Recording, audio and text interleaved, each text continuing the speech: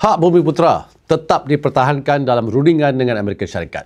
Ini garis merah kita dan kita tidak langsung berkompromi dalam hal-hal ini. Ada pihak membangkitkan artikel 6.2 yang menyatakan bahawa Malaysia hendaklah memastikan syarikat milik atau kawalan kerajaan yang beroperasi dalam pasaran Malaysia bertindak mengikut pertimbangan komersial. Menurut tafsiran mereka, peruntukan ini bermakna syarikat milik kerajaan tidak lagi boleh melaksanakan dasar seperti keutamaan vendor Bumiputera. Semuanya mesti ikut penilaian komersial semata-mata.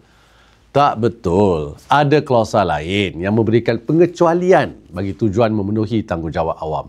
Malaysia shall refrain from providing non-commercial assistance or otherwise subsidizing its goods producing SOEs except for the achievement of their public service obligation.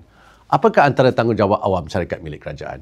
Menyokong pembangunan Bumiputera agar nikmat kemajuan ekonomi dapat dirasai bersama. Saya ulang sekali lagi, hak Bumiputera kekal menjadi garis merah yang kita pertahankan dalam rundingan ini.